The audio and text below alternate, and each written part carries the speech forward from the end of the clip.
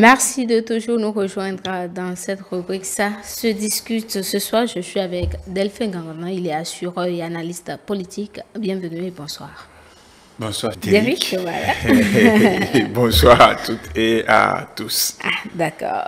Ceci de nous également avec nous sur ce plateau. Il est administrateur culturel. Bonsoir. Oui, rebonsoir Derrick, rebonsoir le plateau et rebonsoir également à nos chers téléspectateurs. Et Nicolas Soupétin, journaliste. Bonsoir madame, bonsoir à toutes, bonsoir à tous. Dans une sortie ou au cours d'une sortie médiatique à une conférence de presse, Éric Rondeté, le président du parti Les Démocrates, a affirmé que son parti n'a pas encore son dossier de candidature prêt. La cause, la plupart des candidats du parti à ces élections législatives n'ont pas encore reçu le quitus fiscal, pièce constitutive du dossier de candidature. Plus de 150 sur 218 candidats n'ont pas encore obtenu le quitus fiscal. Et ce lundi matin, sur la chaîne de télévision nationale, le directeur général des impôts a répondu aux questions des confrères de l'OATB sur la délivrance du quitus fiscal. Selon Nicolas Yenoussi, la polémique n'a pas droit d'être. Toutes les personnes en règle ont reçu leur quitus fiscal. Nous allons rapidement suivre en extrait son intervention. Bonjour. Bonjour. Merci de répondre à notre invitation. Merci. Vous allez nous dire à quoi sert le quitus fiscal à part les élections? Merci beaucoup.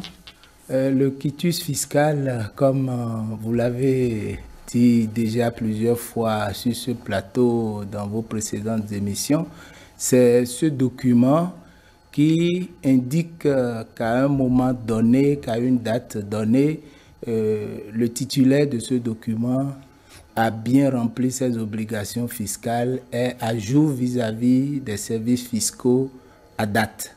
Comment l'obtenir et dans quel délai?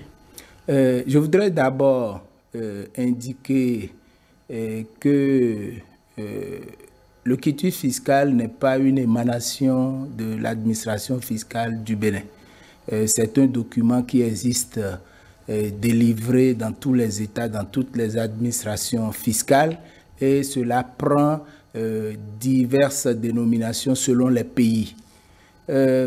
Pour l'obtenir, il faudra remplir ses obligations, faire une demande et l'administration fiscale étudie cette demande et vous délivre le document si vous n'êtes pas à jour. Le délai? Oui, le délai, en principe, c'est 72 heures lorsque votre demande est en état d'être validée. Cela suppose que vous êtes à jour. Si vous n'êtes pas à jour vis-à-vis de l'administration, elle vous en informe par tout moyen et lorsque vous régularisez votre situation, le quitus vous est délivré. Alors, dites-nous, comment cela s'explique que des partis politiques, des candidats, je veux dire, n'arrivent pas à entrer en possession de leur quitus fiscal quand vous parlez de 72 heures, alors qu'il y a des gens qui estiment qu'ils ont déposé peut-être 2 semaines, 3 semaines, même 1 mois? Oui, cela signifie simplement que ces dossiers ne sont pas en état d'être validés. Cela signifie que les demandeurs ne sont pas à jour vis-à-vis de l'administration fiscale. Pour clarifier la situation, je voudrais dire que concrètement, dans le cadre des élections législatives prochaines, nous avons reçu à la date du samedi dernier, 29 octobre, nous avons reçu à peu près 4200 demandes. Et à la date du 29 octobre, nous en avons déjà signé et délivré 3500. Donc, cela veut dire simplement que nous n'avons pas accusé de retard et tout se déroule normalement. Contrairement à l'organisation qui était en place en 2019, nous avons mis cette année en place la meilleure organisation. Il y a plusieurs pôles de validation. Si nous en avons pu délivrer 3500 à la date du 29, cela explique bien que l'organisation marche.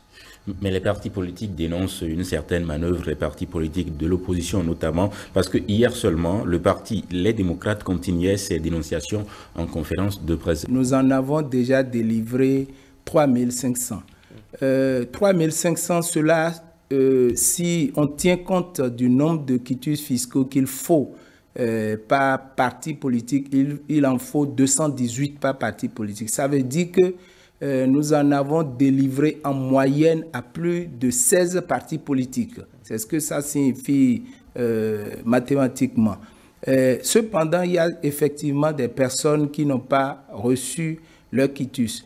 Moi, je ne voudrais pas focaliser mon intervention sur un parti politique parce que lorsque les demandes sont déposées, il n'y a aucune indication concernant les partis politiques, concernant la couleur politique de provenance de la demande. Donc, elles sont traitées de façon anonyme et de façon impartiale pour tout le monde.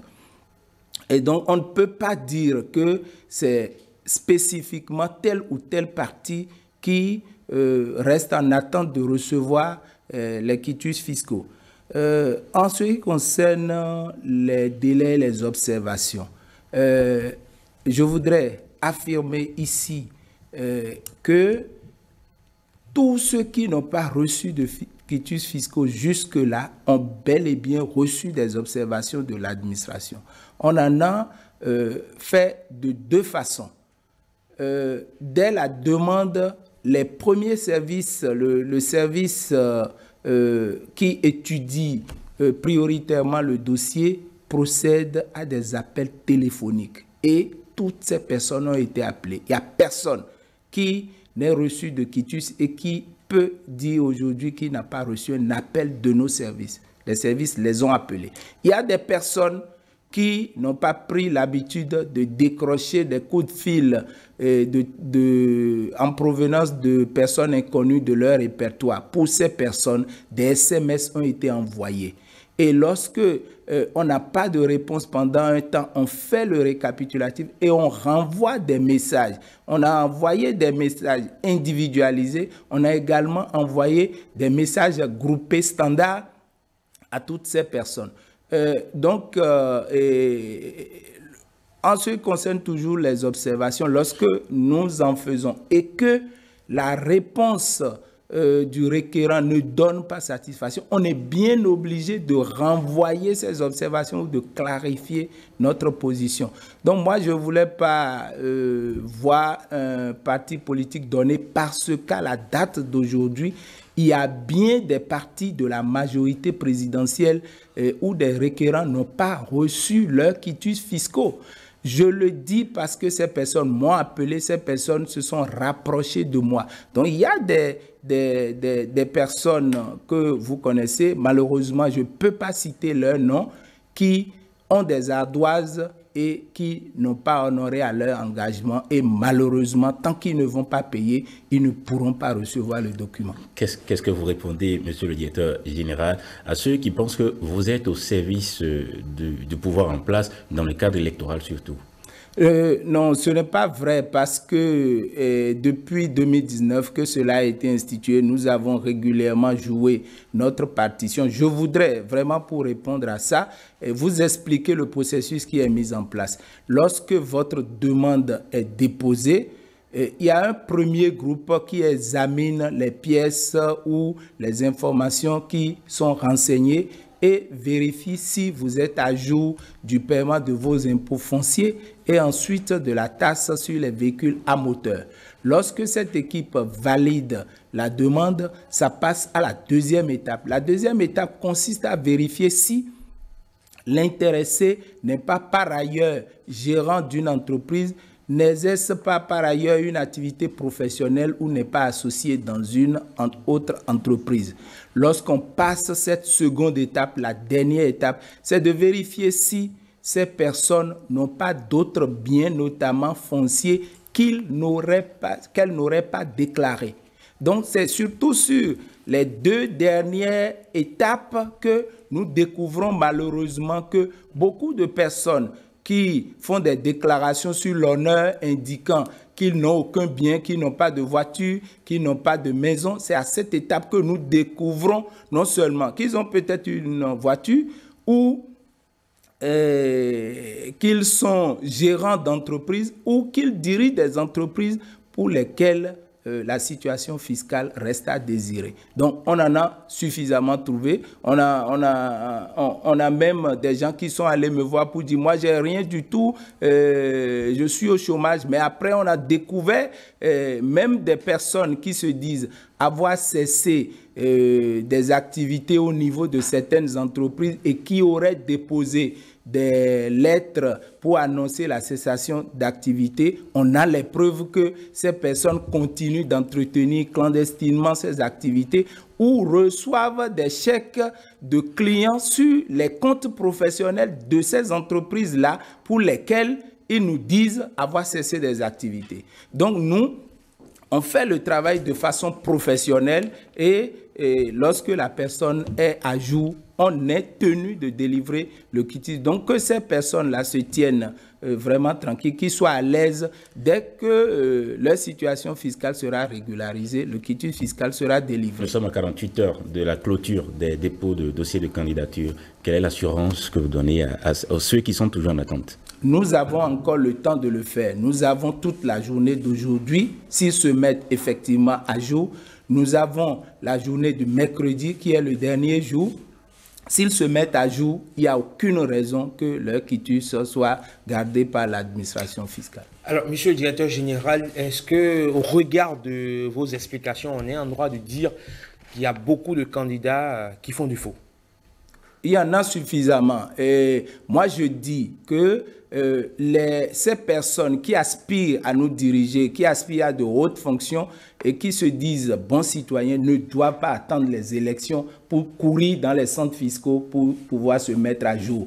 Ils doivent spontanément se mettre à jour bien avant les échéances fiscales. C'est regrettable de dire que c'est seulement la dernière semaine où, à l'occasion des élections, où les élections sont annoncées, que ces personnes courent pour aller chercher à déclarer leurs biens, à payer leurs impôts. Ce n'est pas normal parce que le citoyen béninois ordinaire fait aujourd'hui l'effort de payer ses impôts. Mais ceux qui aspirent à nous diriger, qui veulent aller au Parlement, voter des lois, qui plus est des lois fiscales, ne souhaitent pas se mettre à jour et ce n'est pas bien. Les voitures que ces personnes roulent et que ces personnes ont roulé toute l'année 2021 ou 19 ou 20 pour se conformer au code électoral, figurez-vous que ces personnes roulent ces voitures et n'ont pas payé la taxe sur les véhicules à moteur de ces véhicules. Ce n'est pas normal.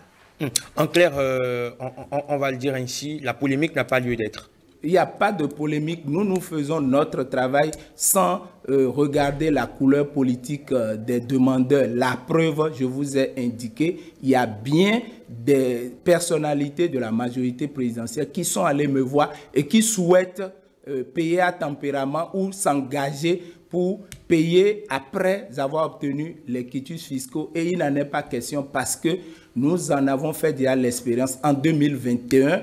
Beaucoup ont pris des engagements, mais n'ont pas respecté ces engagements. Et aujourd'hui, nous disons qu'il faut qu'ils payent l'intégralité. Avez-vous un message à l'endroit des candidats, surtout, qui sont toujours en attente? Non, je crois que la polémique n'a pas raison d'être. Il faudrait que chaque citoyen, et notamment ceux qui sont intéressés par les élections législatives, puissent faire l'effort de régulariser leur situation. Ce n'est pas normal que on pense que l'administration fiscale prend parti, prend position. Je vous ai dit, il y a bien de grandes personnalités de la majorité présidentielle qui, si la situation reste ainsi, s'ils ne font pas l'effort de payer, ils ne pourront pas avoir leur quitus fiscaux. Je voudrais inviter simplement les candidats à faire preuve de responsabilité et à lever le niveau du débat.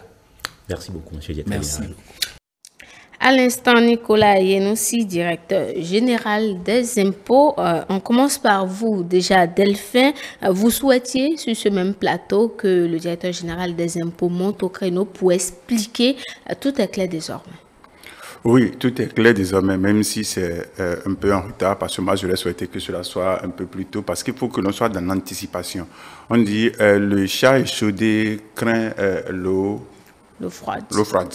Enfant, on dit, bon, je vais le dire en fond, peut-être on va traduire en français après. On dit, quand vous savez que le sorcier vous cherche, vous n'allez quand même pas passer de l'huile rouge et aller s'asseoir à côté du feu. C'est que vous livrez directement à la consommation. Parce que j'ai l'impression que c'est un bis répétiteur. On avait déjà vu, on avait déjà entendu des choses. Donc, du coup, on devrait être tous dans l'anticipation pour éviter que... parce que vous savez, en politique, c'est ce qui est simple qui devient compliqué. Ce qui est très simple, ça devient compliqué.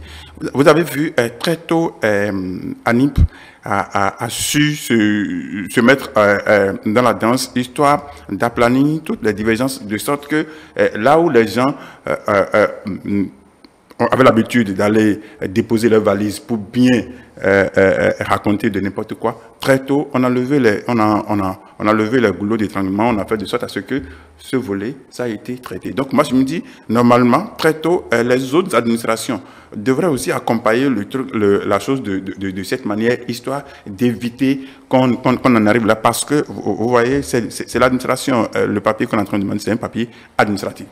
C'est parce que ça s'utilise dans le cadre politique, dans le cadre électoral, qu'on est en train de s'agiter autour de ça. Si ce n'était pas dans le cadre électoral, on n'allait pas s'agiter parce que cette demande se faisait depuis toujours. Le quitus se donnait depuis toujours. Mais c'est parce que c'est dans le cadre électoral maintenant que ça s'est amplifié. C'est pour ça, moi, je disais, on devrait anticiper sur ça pour que...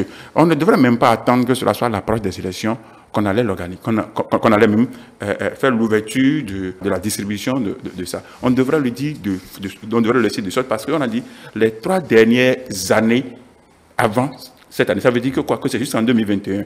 Or, la loi, qu'est-ce que tu veux dire, le trou fiscal, c'est au plus tard le 30 avril que vous devrez faire votre déclaration, histoire d'être à jour. Donc, du coup, on devrait laisser le truc de sorte à ce que tout le monde le fasse et que l'administration rappelle à chaque fois pour que cela ne soit pas, parce que nous avons l'habitude d'accuser toujours de retard. Vous avez vu, on a ouvert la réception des dossiers à la CELAC depuis, mais personne n'est allé. Et c'est le dernier jour, vous allez voir, tout le monde va s'accumuler. Et ça a été toujours notre habitude, on l'a toujours fait ici. Donc, du coup, l'administration devrait déjà anticiper et pour dire, non, il faut éviter qu'on retombe dans les mêmes travers. Parce que quoi, c'est pour ça que je disais, le chat échaudé craint, parce qu'en 2020, pour éviter cette diversion, en 2020, pour aller aux élections, on a dit, donnez quitus fiscal à tous ceux qui ont demandé, mais prenez juste la peine de marquer ce qu'ils doivent sur le quitus, et puis ils vont revenir payer. Mais demandez combien sont revenus. Or, la direction devrait déjà anticiper et faire ce point pour dire, nous avons fait telle chose en 2020, mais c'est ça ce que ça a donné à la fin. Nous ne voulons pas faire la même chose cette année parce que nous voulons que les gens payent leur impôt. Donc, du coup, il faut faire tout pour que, si vous voulez aller aux élections, soyez à jour vis-à-vis de vos trucs et que de sorte que la direction devrait faire à chaque fois une communication hebdomadaire pour dire nous avons reçu telle demande, nous avons déjà satisfait tel nombre de demandes sont en cours ou tel nombre de demandes sont en difficulté. Mais on n'avait pas vu ça. Donc, c'est un peu 50%. Les retardataires, les gens qui ont l'habitude de passer à travers les choses pour gagner et que ceux qui ne peut-être pas anticiper sur les choses pour éviter que les situations que nous trouvons aujourd'hui. Voilà. Ceci, est-ce que vous trouvez également comme à Delphin que le directeur général des impôts est sorti un peu tard? Oui, c'est venu un peu tard parce que il y a eu beaucoup d'emphase de l'autre côté avant que le son de cloche ne vienne. Et ces emphases peuvent déjà susciter dans l'opinion beaucoup d'inquiétudes. Mais, comme on le dit, il vaut mieux tard que jamais. C'est arrivé, la clarification du directeur des impôts qui montre qu'aujourd'hui, tous ceux qui n'ont pas reçu leur quitus fiscal, ce sont ceux-là qui ne sont pas en règle administrativement et fiscalement parlant pour pouvoir obtenir le document. Donc, si sur 4200 demandes, on est arrivé à déjà délivrer 3500 et que le reste, c'est des gens qu'on a déjà appelés, informés pour dire de vous mettre en règle. Et s'ils ne l'ont pas fait, ce n'est pas à l'administration de se mettre en règle à leur place. Donc, je pense que les responsabilités sont situées maintenant pour que nous puissions voir clair dans les déclarations de chacun. Est-ce que de l'autre côté, ceux qui crient « nous n'avons pas reçu nos quitus fiscaux parce que l'administration des impôts nous bloque », est-ce qu'ils vont jusqu'à dire le pourquoi? Puisque les explications du directeur des impôts est claire, il dit « on a appelé directement les concernés pour leur dire « vos dossiers sont incomplets, mettez-vous à jour ». Ensuite, on a envoyé des messages individualisés et ensuite des messages groupés pour dire si vous avez déposé vos dossiers, mettez-vous administrativement à jour pour qu'on puisse vous délivrer les quitus fiscaux en question. Est-ce que ceux-là qui réclament à corps et à cri, qui n'ont pas reçu leurs quitus fiscaux, est-ce qu'ils se sont vraiment mis à jour? Est-ce que tout est clair de leur côté avant que ce cri d'alarme ne soit justement lancé au niveau de l'opinion? Il va falloir qu'ils nous donnent cette réponse pour qu'on puisse justement voir à l'aune des explications du directeur général des impôts ce qui en est. Mais on retiendra tout simplement qu'aujourd'hui, si la direction générale des impôts a pu délivrer autant de quitus fiscaux pour des citoyens qui sont en règle et qui peuvent justement participer aux élections législatives, ceux qui ne le sont pas, ils n'ont qu'à justement se mettre en règle pour avoir ce sésame-là pour y aller. Ça ne doit pas faire l'objet de débat à ce niveau-là. Et je pense, pour ma part, qu'il revient à chaque citoyen, où qu'il se trouve, quelle que soit sa position, politique ou non politique, doit pouvoir être régulièrement à jour vis-à-vis du fisc, parce que le fisc n'est pas là pour faire le tri entre un citoyen ou un autre. Tout le monde, autant que nous sommes contribuables, donc nous devons contribuer à l'assiette fiscale. Et lorsque nous sommes là, tout ce qui est taxe que nous devons payer, si nous ne payons pas, et qu'il reste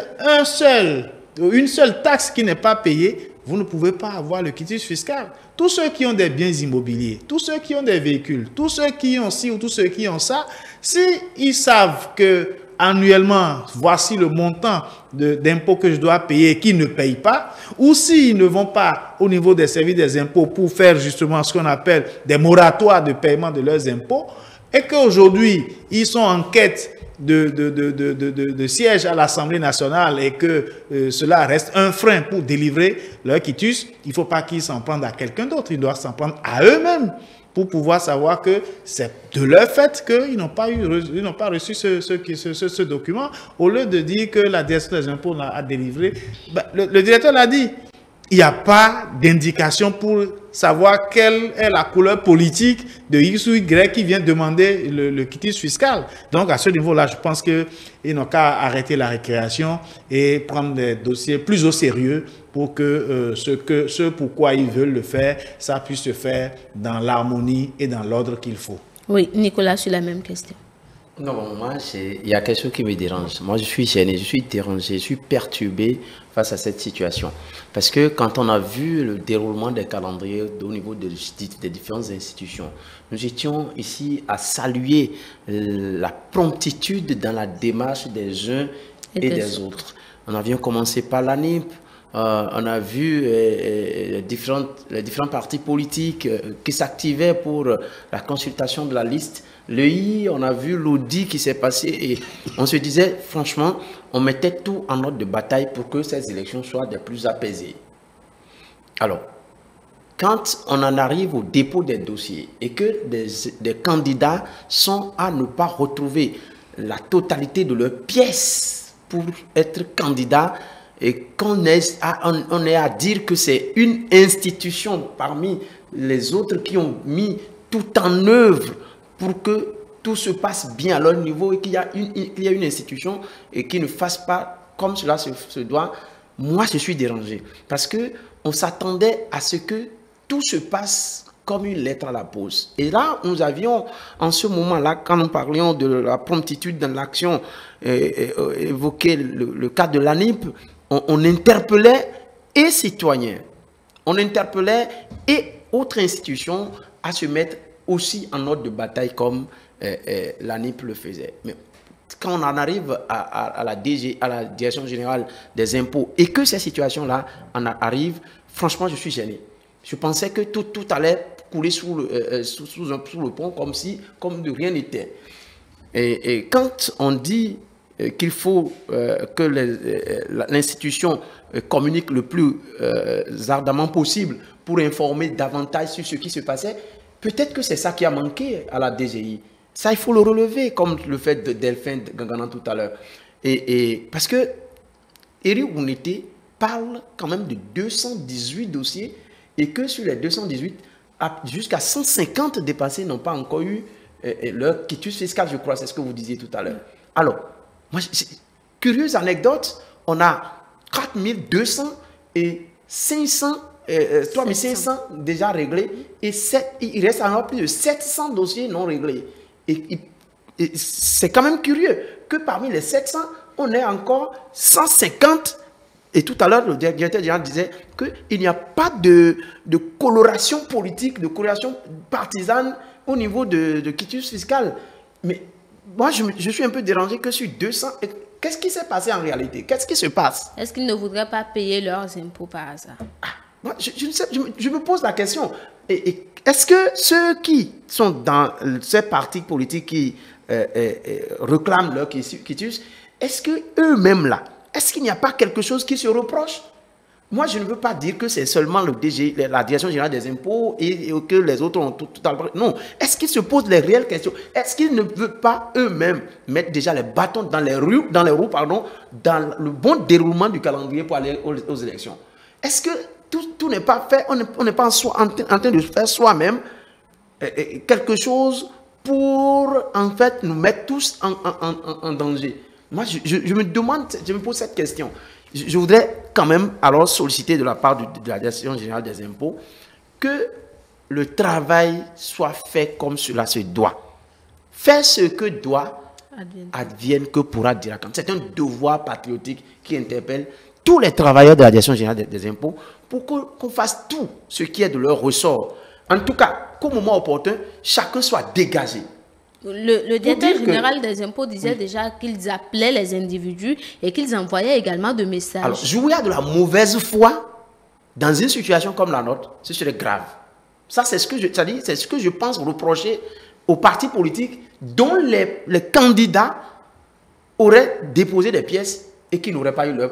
Alors, c'est pourquoi j'ai posé la question. Est-ce qu'ils sont sûrs d'eux-mêmes d'avoir fait tout ce qui est de leur pouvoir pour avoir ce quitus-là, ce sésame pour aller aux élections? Est-ce qu'ils ne sont pas en train de jouer encore de la mauvaise foi, histoire de commencer à crier aux sorciers encore une autre fois? Moi, c'est-à-dire que c'est embêtant que... regardez tout ce que les autres institutions ont fait, juste là. Et pourquoi comment c'est à la veille encore... Oui. Le président du parti de la démocrate, oui. Est-ce que lui-même n'a pas accusé de retard de signaler ce qu'il signale là? Quelles sont les démarches qu'ils ont fait à l'endroit de la direction générale pour pouvoir vérifier, pour pouvoir faire en sorte que leur candidat puisse avoir le sésame? Est-ce que c'est important pour eux-mêmes d'abord? Qu'est-ce qu'ils sont en train de faire? Maintenant, c'est pourquoi Cécile réclamait tout à l'heure, est-ce que ce qu'on leur a demandé de faire, est-ce qu'ils se sont mis à jour? Parce que quand une seule virgule manque et que les autres, par, comment vous appelez, gentillesse, arrivent à donner le quitus, après qui assume? D'accord. C'est celui qui a délivré le papier qui va assumer. Les inquiétudes de Nicolas sont fondées. Est-ce qu'il ne s'agirait pas d'une stratégie peut-être pour mettre à mal? Oui, on va dire oui, on va dire non. Ça peut être une stratégie, mais on ne sera pas péremptoire parce que nous ne sommes pas dans le secret des dieux pour savoir ce qui s'est réellement passé. Mais la seule chose, c'est que, c'est pour ça que je dis bis repetita, parce que on avait déjà entendu en 2021, nous irons aux élections sans les parrainages. Et nous irons aux élections, mais on sait bien qu'on ne peut pas aller aux élections sans les parrainages, mais on l'a fait. Et on a déjà encore commencé, pour cette fois-ci, nous irons aux élections sans les quitus fiscaux. Donc, du coup, je me dis, mais est-ce que Bon, je n'irai pas la fin pour ceux qui veulent deviner, mais la seule chose qu'il faut constater est ceci. J'ai entendu le président des démocrates qui dit qu'il y a 150 quitus fiscaux qui manquent aux appels. Et ça dit qu'eux, ils ont commandé exactement les 218 qu'il faut pour aller aux élections, ou ils ont commandé plus. Maintenant, la demande se fait individuellement, ce n'est pas collectivement. C'est chacun qui va faire la demande. Mais maintenant, comment ils ont fait le point pour savoir le nombre qui manque? Parce qu'on a dit, le DG, il dit qu'il y a 700 dossiers en difficulté. Et donc, pour les démocrates, si on estime que c'est seulement les 218 qu'eux, ils ont commandé et ils ont eu déjà une partie, ça reste 150, ça veut dire que si on enlève 150 des 700, ça reste encore, je crois, près au de, moins de 500 et quelques. Mais les 500 et quelques, là, ce sont qui? Donc, ça veut dire que quoi? Que ce n'est pas seulement les démocrates qu'on bloque. Donc, on bloque d'autres personnes. Mais pour le moment, ce sont les démocrates seuls qui parlent. On ne les bloque pas ici. Ah non, mais c'est ce qu'ils disent, quoi. Non, c'est ce qu'ils disent. Bon, c'est ce qu'ils disent, quoi. Donc, du coup, je me dis, si c'est qu'il y a encore 500 et quelques qui se trouvent en l'air et qu'eux, ils crient, donc c'est sûr que d'autres personnes vont aussi crier. Mais qui nous dit qu'au sein de la majorité présidentielle, ils n'ont pas cette difficulté? Mais ils peuvent avoir même plus de difficultés que ça. Parce que vous savez, je caricature un peu, c'est que nous sommes dans le système nous sommes un peu dans le schéma de harcèlement. Un homme qui est harcelé ne le dit jamais. Il a du mal à le dire. Il a même honte de le dire. Parce que vous allez vous mettre au devant de tout le monde pour dire ma femme, ma femme me bastonne. Non. Donc les gens de la mouvance souffrent, mais ne peuvent peut-être pas dire. Parce que le DG l'a dit. Il y a même des gens que je connais qui se sont rapprochés de moi pour dire nous allons payer. Je dis non, nous n'allons pas le faire parce que le chat est chaudé, craint l'eau. Parce qu'on avait fait en 2020, les gens n'ont pas fini de solder. Donc, du coup, ce n'est pas quelque chose qui touche seulement un parti. On a bien dit, la demande est personnelle et ça n'a pas de couleur. Mais ce que moi je demande depuis et que je ne vois pas, je souhaite que ça se passe peut-être aujourd'hui ou demain, c'est qu'il y ait une séance de travail, un peu comme ce que l'ANIP a fait, entre le DGI, entre les partis politiques, entre la société civile, pour dire, c'est vrai que le quitus fiscal est privé, individuel, personnel, donc on ne peut pas exposer la situation des gens. Mais nous pouvons vous présenter la situation des gens. On peut présenter dans un cadre restreint pour dire voilà. On peut même sortir la liste des demandes ou des demandeurs en difficulté, ne pas mettre leur situation, mais dire voilà la liste que nous avons. Que chaque parti politique n'a qu'à arriver à souligner les noms que lui il estime que ce sont ses envoyés et qu'il sait que c'est qui. Et on va voir que cette séance en privé, ils feront un point. Et puis, à la fin, ils vont faire un compte rendu un peu comme ce que l'année passée. Histoire voilà. Parce que, moi, je dis, si on ne le fait pas ainsi, l'autre tirera le drap de son côté, l'autre tirera le drap de son côté, et puis ça va s'envoler. Mais dès qu'on va le faire ainsi, c'est que ça va, il y aura la calmie totale parce que les gens ne viendront plus dire. Parce qu'on va dire, si quelqu'un dit, depuis moi, j'avais écrit, toute la journée, je n'ai fait que faire ça. Ceux qui se disent qu'ils n'ont pas eu l'heure, ils sont à jour. Parce que quand vous êtes à jour, il y a une attestation fiscale d'abord qu'on prend avant. Parce que si vous déclarez vos impôts, vous payez, il y a un document qu'on vous donne. Maintenant, est-ce que les gens ont la capacité, puisque j'ai vu quelqu'un, un honorable qui a publié, je n'ai pas tout vu, et qui a publié juste une capture d'écran d'un message que la direction lui aurait envoyé, et puis après envoyé par erreur. Mais je demandais depuis, il dit, mais pourquoi les gens ne peuvent pas aussi nous présenter leur situation fiscale pour dire, non, nous sommes à jour et on ne nous a pas remis notre quitus fiscal. Parce qu'il faut le faire, parce qu'aujourd'hui, vous avez la possibilité de le faire, parce que ça, c'est vous. Si c'est l'administration qui l'expose, vous allez dire qu'on a violé votre droit. Mais vous-même, vous pouvez dire, non, je suis en difficulté, venez à mon secours. Moi, j'ai ma situation fiscale propre, à jour, mais on ne m'a pas donné le quitus. Pour qu'on puisse savoir entre le lézard, lequel a vraiment mal au ventre. Mais sinon, là, c'est que c'est du Bluetooth, tout le monde y met donc du coup, c'est un bon mélange. Mais moi, je voudrais souhaiter que la direction des impôts fasse comme ça sorti, mais une séance de travail, histoire d'aplanir et de mettre les points sur les i, histoire d'éviter que les gens se mettent encore dans cette polémique, parce que on sait qu'on va le faire ainsi et on va finir par dire l'appel, donc du coup, donner encore quitus fiscal à tous ceux qui en demandent, et puis après, ils viendront payer. Mais nous n'allons pas toujours manger ce pays à crédit. Il faut quand même payer.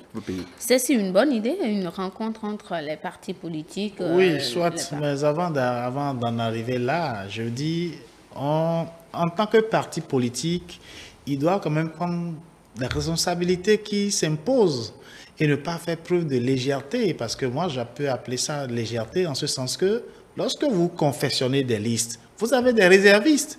Si parmi les gens que vous avez positionnés, il y a des gens qui fiscalement ne sont pas clean, il faut pouvoir procéder à leur remplacement et que ces dossiers puissent passer tranquillement au lieu qu'on crée soi-même une situation de blocage pour venir maintenant alerter l'opinion pour dire oui, nous sommes ci, nous sommes ça. Mais est-ce qu'en leur propre sein, ils n'ont pas veillé à ce qu'il y ait des listes de réserve pour que, une fois la situation bloquée, on procède à un remplacement et ceux qui sont fiscalement au point et on les positionne et puis on va déposer le dossier à la Sénat. C'est quand même tout simple en termes de gestion d'une situation aussi importante que la confection des listes électorales et le dépôt de candidature à la Sénat. Lorsqu'on ne prend pas toutes ces mesures et que on dit simplement, on est bloqué sur 200 et quelques dossiers, 150 n'ont pas encore reçu et qu'on attend la direction générale des impôts, c'est quand même très facile de le dire. Parce que, en tant qu'homme politique, il doit pouvoir quand même faire une certaine prévision, puisqu'ils sont appelés à gérer le pouvoir et gouverner, c'est prévoir. Alors, lorsqu'ils sont dans cette situation pour aller aux élections et préparant ces élections, ils doivent quand même faire face à toutes les éventualités et dire déjà en leur sein qui doit être sur la liste doit être fiscalement à jour. Et ça doit être le premier critère de sélection pour confectionner cette liste. Si ce n'est pas fait ainsi et que on met tout le monde sur la liste et on dit allez chercher vos quitus et que les gars ne sont pas fiscalement à jour, qu'on ne vienne pas crier qu'ils n'ont pas reçu leur quitus fiscal, parce que l'explication du directeur général des impôts est claire. Tous ceux qui sont à jour et qui ont respecté les procédures ont reçu leur quitus. C'est ceux qui ne sont pas à jour et qui, malgré les relances, ne sont pas venus régler leur situation, c'est ceux-là qui sont aujourd'hui en difficulté, y compris les 150 réclamés du Parti des démocrates qui n'ont pas reçu leurs quitus fiscaux. C'est ça la situation. Je pense qu'il va falloir d'abord situer les responsabilités des partis politiques et savoir ce qui en est, plutôt que d'aller du côté de la direction générale des impôts. La direction générale des impôts, c'est une direction technique qui n'est là que pour récupérer les impôts, pour pouvoir permettre à l'État d'avoir ce qu'il faut pour subvenir à nos besoins. Donc, ne demandez pas à la direction générale des impôts d'aller faire justement du forfait à celui qui n'est pas à jour. Et l'impôt est quérable, donc il faut qu'il vienne payer les impôts. S'il ne paye pas les impôts, on va faire comment? Le directeur général ne peut pas venir descendre dans l'arène pour leur dire, ben, écoutez, vous devez tel à l'État et il faut payer pour que je vous donne vos quitus. C'est eux qui doivent justement, sur la base de ce qu'ils payent régulièrement comme impôt, donner justement ce qu'il faut et être à jour. Et s'ils sont à jour, ils auront leur quitus. Je pense que c'est tout. Nicolas, les partis politiques avaient un rôle en amont à jouer avant que nous ne soyons à cette étape du calendrier. Bien sûr, cela. Et M. Cessi, pour faire allusion à cette solution, au plan B qu'il aurait pu avoir, mais moi je me dis même que, est-ce qu'on en avait même véritablement besoin? C'est une question que je me pose. Puisque, en réalité, quand on fait confectionner la liste, avant même de confectionner la liste, il y a cette vérification de chaque individu que vous positionnez sur la liste. Il y a cette vérification que vous devriez pouvoir faire. Avant que l'individu, est-ce qu'il a... Bon, au fait aussi, il faut peut-être le dire, hein, les anomalies constatées dans les dossiers qui ont été mentionnés aux auteurs, à leurs auteurs, est-ce que tout relève d'impôts non payés? Il peut y avoir même de pièces non jointes au dossier. Maintenant, si c'était seulement ces cas-là, en principe, ça doit être spontané et rapide. Alors, si ça tarde, ça peut porter à soupçonner alors que c'est des gens qui n'ont pas payé leurs impôts. Et si c'est ça, c'est grave. Parce que agis toujours de telle sorte que tu traites, de sorte que la maxime de ton action puisse être érigée en règle universelle. Tu dois te comporter comme exemple lorsque tu veux être à la représentation nationale. Donc, il y a matière donc à repenser même déjà le fonctionnement de nos différents partis politiques. Parce que vous ne positionnez pas n'importe qui sur les listes. Est-ce qu'en principe, la Direction générale des impôts devrait avoir même de difficultés à donner de quitus fiscaux aux intéressés? En principe, non. Parce qu'ils connaissent même déjà les règles avant d'aller. Alors, donc, quand ces problèmes-là se posent, c'est pourquoi je posais tout à l'heure le problème de mauvaise foi. Et où cela se situe? N'est-ce pas dans les partis politiques? Mais puisque de l'autre côté, comme le dit Cécile, c'est de la technicité là. Mais quand ça vous manque, c'est pourquoi je dis que si ça manque une virgule et que la personne vous délivre votre quitus fiscal, qui en sera responsable après? C'est l'agent. Ah, mais c'est l'argent qui aura délivré. Conséquence, il va falloir que les partis politiques, avant de donner le quitus, avant de donner le quitus à quelqu'un, d'être positionné sur la liste, il faut qu'on vérifie quelle est sa situation. Mais il devrait même pouvoir présenter cela. Avant même que... Donc, quand il va à la Direction générale des impôts, c'est dire que c'est systématique. Et sans gêne, on doit pouvoir le faire. Ici, parce que vous avez écouté le DG des impôts, il a dit que par rapport aux années précédentes, il y a une amélioration dans l'organisation, dans la célérité qu'il faut pour traiter les dossiers. Mais 4200, regardez le pourcentage. Ça veut dire qu'un travail a été fait normalement. Alors, si les 700 restants ont eu des problèmes, et que dans les 700, il y a des candidats, parce que comme le disait tout à l'heure Delphin, il y a 700 personnes. Et donc, est-ce que c'est seulement les hommes politiques? Moi, cette question, je me pose, parce que je ne suis pas dans le domaine, je ne maîtrise pas comment ça se passe. Est-ce que ces 700 sont toujours tous des candidats?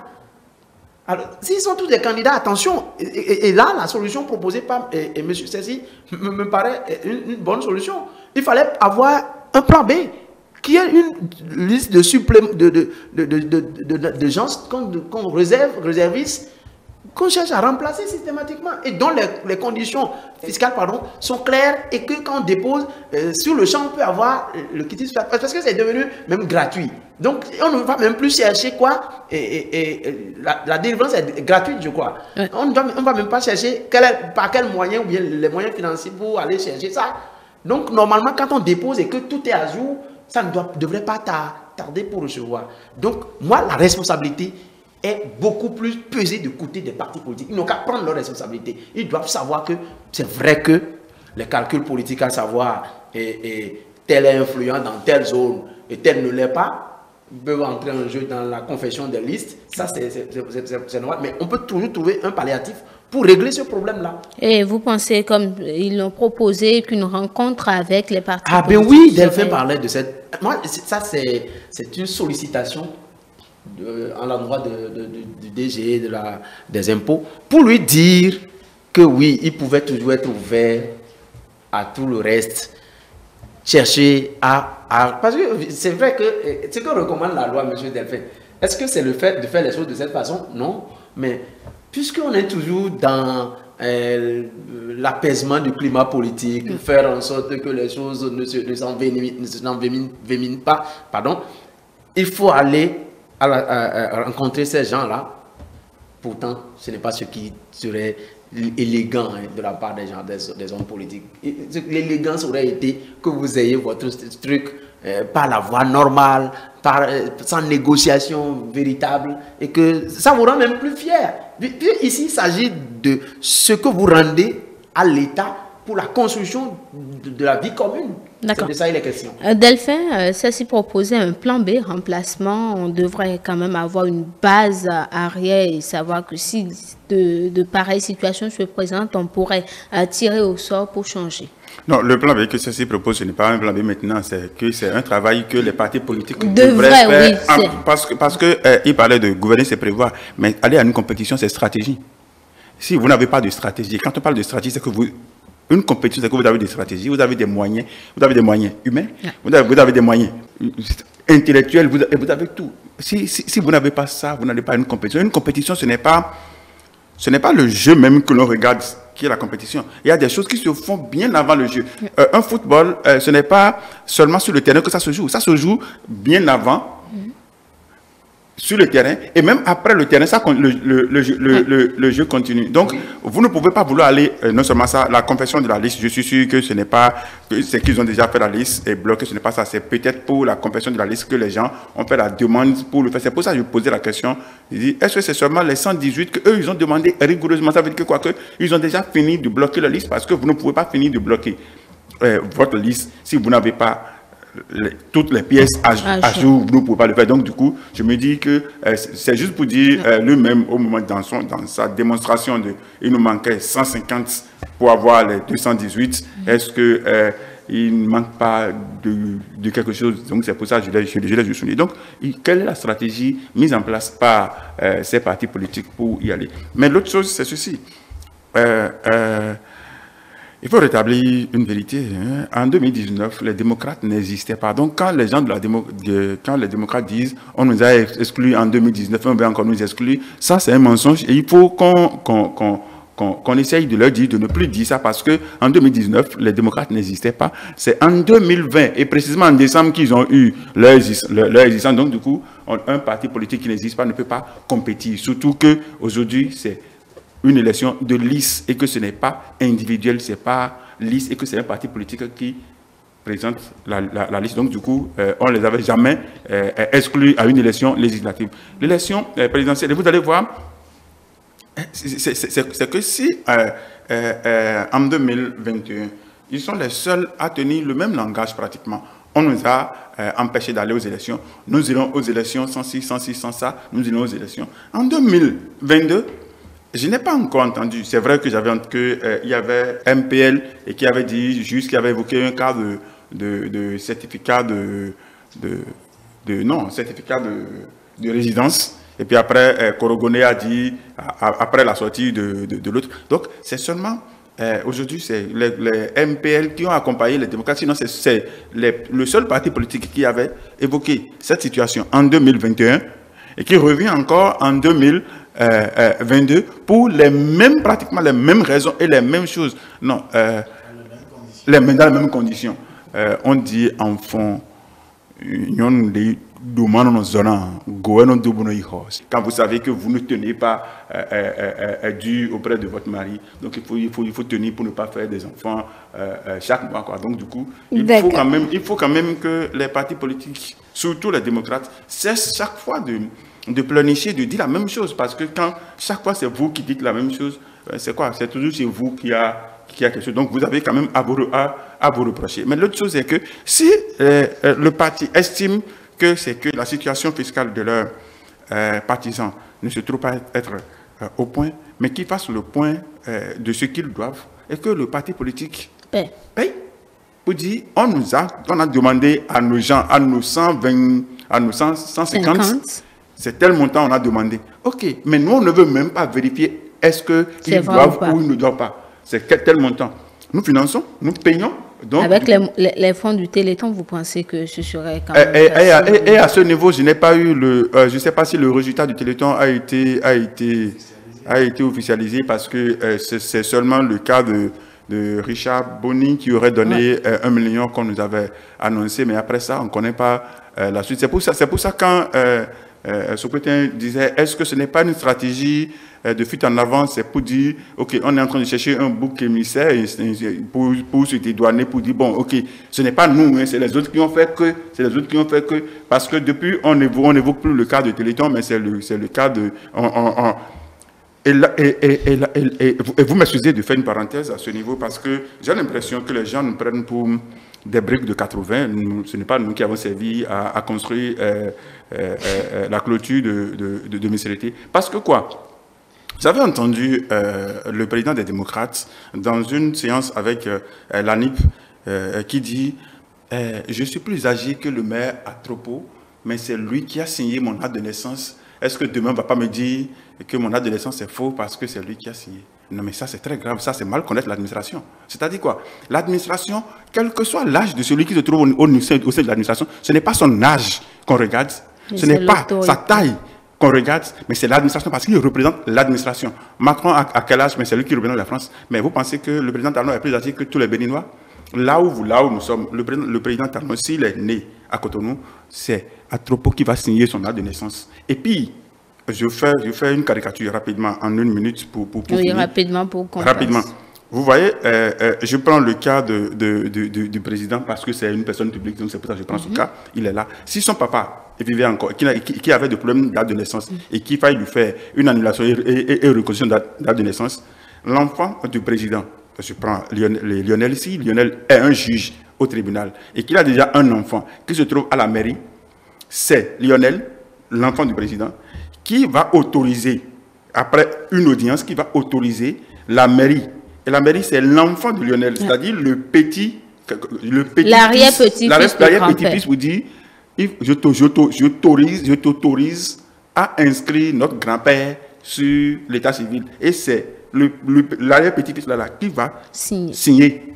Donc, mais on ne va pas regarder parce que c'est l'arrière-petit-fils, non. C'est l'administration qui signe. La signature, il n'est pas là parce qu'il est telle personne, il est là. Donc, du coup, quand on le dit, je dis, mais est-ce que ça dit que les gens ne savent pas comment l'administration fonctionne ou est-ce que ça dit que les gens ne maîtrisent plus les choses? Non, il ne faut pas qu'on s'amuse toujours avec les choses, même si c'est pour faire de l'ironie. Il faut quand même qu'on fasse... C'est de l'ironie. Oui,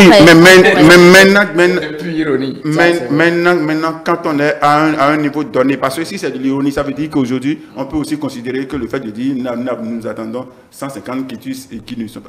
C'est votre point de vue. Nous allons lire les commentaires de quelques internautes, mais un seul pour le moment. Même les bonnes dames des marchés, vendeuses de tomates et de piments, paient leurs taxes et impôts. Je demande à nos candidats aux législatives d'aller se mettre à jour. Point. Ceci, nous n'allons pas forcément tourner encore autour parce que nous avons beaucoup parlé du paiement des impôts. Est-ce que vous pensez que ces situations risquent d'empiéter sur le programme électoral? Le programme électoral se déroule normalement. La Sénat est déjà là et a mis tout le dispositif pour recevoir les candidatures. Si un parti politique estime qu'il a des difficultés, qu'il ne veut pas déposer sa candidature, c'est son bon vouloir. On ne veut pas l'en vouloir pour ça. Et je pense que le processus électoral se déroulera normalement et sans anicroche. L'agenda est là et se déroule. Donc, je pense que les alertes... faisant cas de trucs, c'est quand même mineur, on peut le dire, parce que ce n'est pas quand même de nature à engager une remise en cause du processus électoral aujourd'hui. Alors nous sommes, tout est mis en place pour que chaque parti politique qui remplit les conditions doit se présenter normalement. Et c'est ce qui est le cas aujourd'hui. Et tous ceux qui remplissent ces conditions ont reçu leurs documents, préparé leur candidature pour aller répondre à l'appel de la Sénat qui les attend depuis 2 jours où on n'a pas encore enregistré de dépôt de candidature. Nous espérons que, comme c'est l'habitude, c'est les derniers jours que l'affluence se fait à la Sénat et comme l'a dit dans un reportage les membres de la Sénat qui ne sont pas surpris et qui savent que c'est toujours au dernier jour et au dernier moment qu'ils arrivent, que les partis arrivent déposer leur candidature. Donc on espère bien que ça doit être le cas et que pendant ce temps, les démocrates vont pouvoir trouver une solution rapide pour pouvoir se mettre dans les rangs et continuer le combat pour que ceux dont nous parlons, les élections législatives au soir du 8 janvier 2023, soient également une élection vraiment inclusive et que ça soit la fête électorale qui s'en suive. Ceci dit, je pense que tel que l'agenda est déroulé, nous sommes déjà sur la bonne voie pour espérer parce que toutes les institutions impliquées dans l'organisation de ces élections sont déjà à pied d'œuvre pour pouvoir le faire. Nous avons entendu les différentes parties prenantes qui ont fait le cas.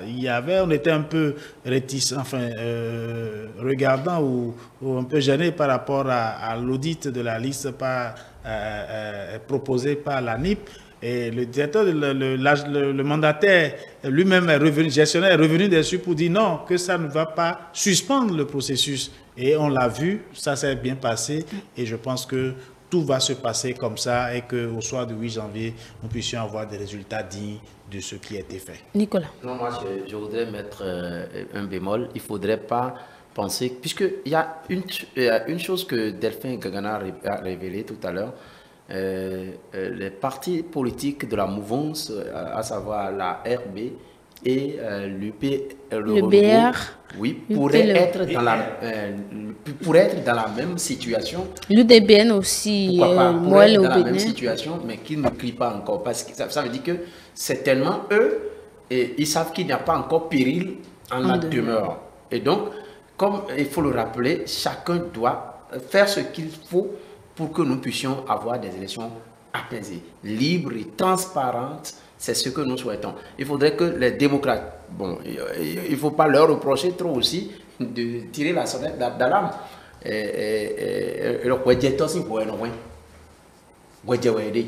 Donc, ils doivent faire en sorte qu'ils remplissent les conditions comme cela se doit, histoire que nous n'assistons pas encore à ce à quoi nous avions assisté, à savoir où tout le monde parle d'exclusion, même si on sait que exclusion, il y en a eu la responsabilité de part et d'autre. Donc, il va falloir que l'on n'assiste plus à ça, qu'ils fassent le nécessaire. Surtout le parti en question là, qu'ils fassent le nécessaire, ce qu'il faut, et Delphin a proposé une solution, qu'ils payent par eux-mêmes, par le parti lui-même, ce que les partisans là doivent à la taxe béninoise, donc pour que leurs candidats puissent aller librement déposer leur dossier. La Sénat les attend. Et on voudrait forcément les avoir aussi là-bas pour que les élections soient véritablement une fête, une ferveur comme on en a l'habitude. D'accord. Delphin, rapidement pour partir. Oui, rapidement pour partir. Sur 10, on est en train d'entendre le son de cloche de 2, mais on ne peut pas forcer quelqu'un à aller à une élection parce que la démocratie, c'est déjà une exclusion. C'est quand vous arrivez à satisfaire aux exigences que vous allez vous présenter. Mais on va faire encore un appel. On l'avait déjà fait une première fois ici, mais on va encore reprendre. C'est-à-dire quoi? Les partis politiques qui veulent positionner, s'ils veulent positionner et qu'ils veulent positionner, même des gens d'autres partis politiques qui évitent de positionner les membres du bureau politique ou les membres fondateurs, parce que tout au moins les membres fondateurs sont connus par le ministère de l'Intérieur, les membres du bureau politique sont connus, ils peuvent aller chercher juste des membres lambda des partis politiques qui ne veulent pas aller aux élections les positionner, parce que s'ils positionnent ceux-là, c'est sur l'article 11 de la charte des partis politiques. On va les rattraper parce que vous ne pouvez pas être membre de 2 partis politiques. Ce n'est pas pour dire que... mon regard, vous allez comprendre. Le regard il positionne des gens qu'ils estiment influents dans des zones, mais si ceux-là sont des membres des autres partis politiques et s'ils sont membres fondateurs ou dans le bureau politique, qu'ils évitent, c'est un gros piège, il faut éviter pour qu'à la dernière minute, qu'on ne nous dise pas, on nous a exclus, on nous a fait telle et telle chose. Donc, qu'ils regardent sérieusement ceux qui veulent positionner sur les listes pour éviter ce piège. Donc, ce sera tout pour le débat à 2. Ce soir, nous avons abordé un seul sujet, mais qui nous a quand même permis de rester dans le temps. Delphin Gagana, assureur et analyste politique, Dessito Nokwe, administrateur culturel, Nicolas Soupétin, journaliste. Et je vous dis merci à vous qui êtes restés avec nous jusqu'à 7 heure. Si les programmes se poursuivent sur E-Télé, mais vous pouvez retrouver l'ensemble de nos productions sur les plateformes digitales, notre site internet E-Télé, www.etelebenin.com, Facebook E-Télé en direct, le compte Twitter E-Télé Live, notre chaîne YouTube E-Télé Bénin et en direct via notre application iOS et Android E-Télé Bénin. E-Télé avec vous, pour vous.